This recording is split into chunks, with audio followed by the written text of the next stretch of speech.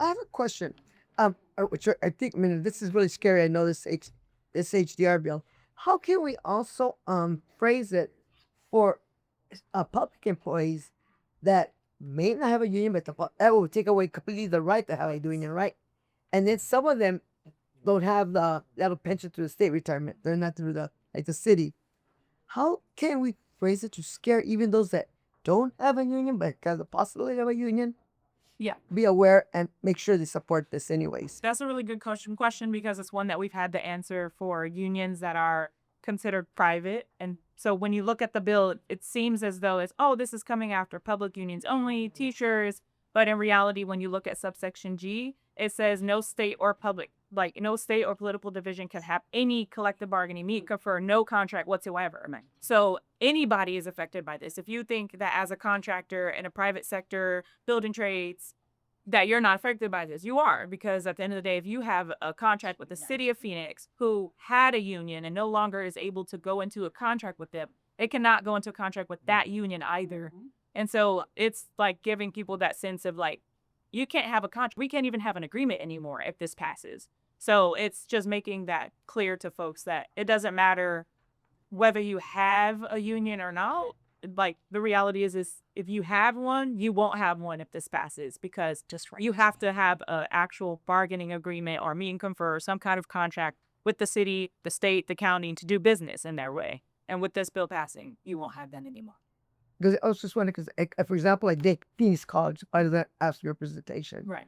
But right now, they wouldn't even have the right. If this passes, they would never have ever right What would ever be the do point it. in forming a union Yeah. if we And everything else. Right. Yeah, feel no case.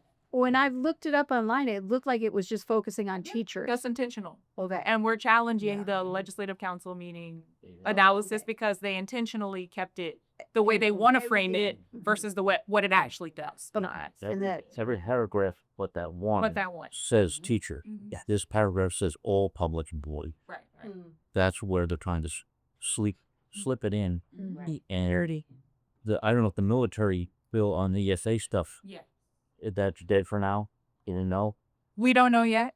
Okay. We're looking. We're studying to remain. Yeah. The time of hit train, I want to welcome our sister.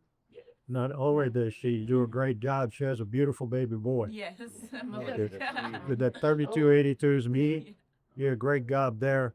Well, thank you. But I have a question, Brianna.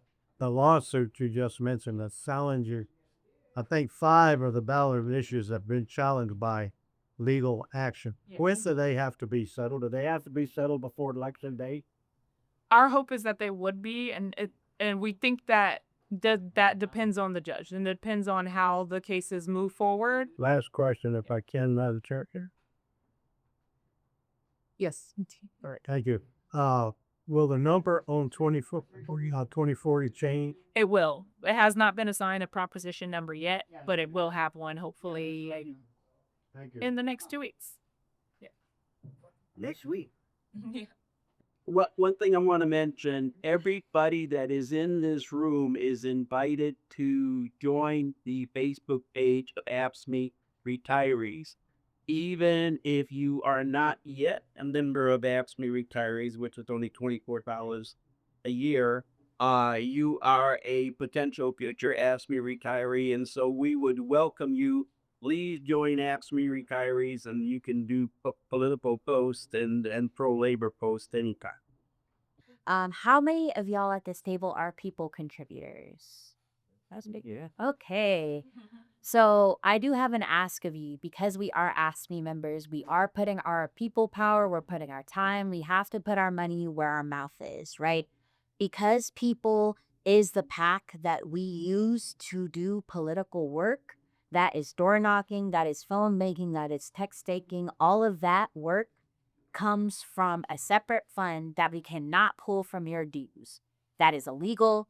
The corporations and the other side gets to play how they want. They funnel their big money into campaigns. We are not doing that because we see the work we do with you as an investment for our communities. So we are asking for those of you who are not people contributors to become people contributors. To be an MVP, it's an extra $4.25 a month. I know in this heat, you don't want a sweatshirt, but you can wreck your set as a people contributor and get a sweatshirt because of it. Even if you can't contribute $4.25 a month per sorry, per pay period. Thank you. She gets you right. Per pay period.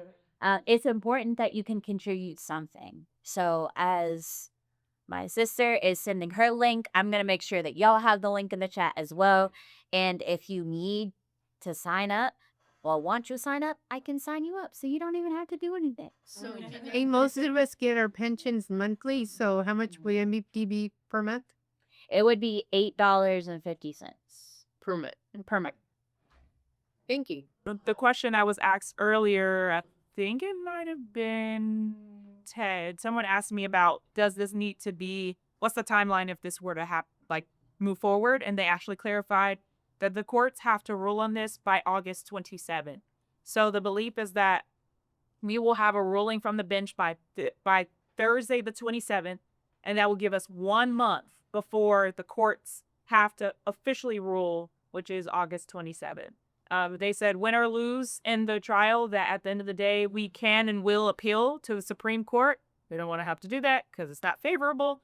But because the Republicans are also seeing this as a problem, we might have some good chances if either of our sides have to appeal. And they also believe that the Republicans would possibly be in support of appealing if the courts don't clarify, because they want the clarification as well. So folks think we're in a really good spot in terms of that legal challenge. So wanted to make sure you had that. Hey, do we need to make a motion to reimburse the $75 fee to add the statement to the language on the valid pamphlet? Yes, we do. Okay. I'll entertain a motion that we pay the $75 fee for the statement. Motion. Make the motion, and also JJ second the motion. Why'd you beat me to that, JJ? Move on. He already had his hand there. For something. Before the motion went. Motion to pay. Okay. You got all right. Yes. All those in favor? I Opposed? Hearing none, the motion passes. So that was a cost for editing the brochure.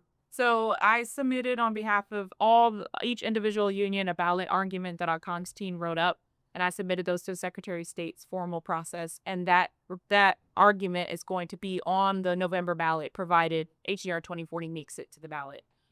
Something to note that if HDR 2040 doesn't make it to the ballot, we don't get a refund. So that's the unfortunate part. But the $75, is that like a processing fee? Yes, for it is a the- processing fee for the Secretary of State's portal. Yeah, Okay. and I made that out of my pocket. So His money well spent, because I know I go through the pamphlet and see who support. look at that.